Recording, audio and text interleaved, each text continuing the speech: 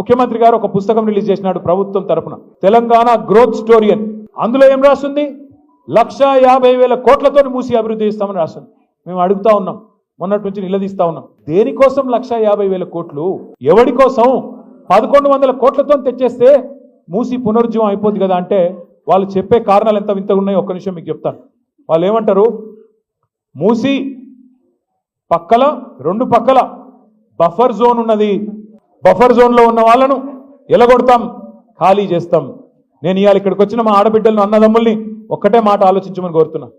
మీరే రిజిస్ట్రేషన్లు చేస్తురి బఫర్ జోన్లో, మీరే పర్మిషన్లు ఇస్తురి, మీరే ట్యాక్స్ కట్టించుకుంటురి, మీరే ఇన్ని రోజులు ప్రాపర్టీ ట్యాక్స్ వసూలు చేస్తురి, మీరే రోడ్లు వేస్తురి, మీరే గవర్నమెంట్గా మోరీలు కడుతురి. ఇవాళ వచ్చి అక్కడ ఉన్న ఒక మల్లయ్య గారి ఇల్లేమో అళ్ళకెళ్ళి మురికి నీరు వస్తుంది, బఫర్ జోన్లో ఉన్నది, మూసి చెడిపోతుంది, కాబట్టి మల్లయ్య ఇల్లు కూలగొట్టాల.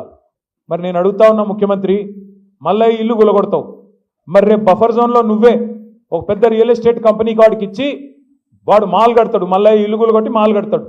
మల్లయ్య ఇంట్లోకి వెళ్ళేమో మురికి నీరు వస్తుంది, మాల్లోకి వెళ్ళేమో సుగంధం వస్తుందా? మాల్లో కూడా అదే మురికి నీరు కదా వచ్చేది. ఇంకా మల్లయ్య ఇంట్లోకి వెళ్ళి వచ్చిన దానికంటే 1000 రెట్లు ఎక్కువ వస్తుంది. కానీ అది బాగంటే ఇది బాగా కాదంట. నేను అందుకే అడుగుతా ఉన్నా, ముఖ్యమంత్రి సమాధానం చెప్పు. బఫర్లో మల్లయ్య ఇల్లు ఉండకూడదు ఎట్లా, మాల్ ఉంటది ఎట్లా? సమాధానం చెప్పు.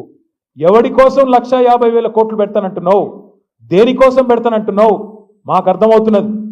మూసీమే లూటో ఢిల్లీమే బాటో, మూసీలో లూటో ఢిల్లీమే బాటో. ఎందుకు?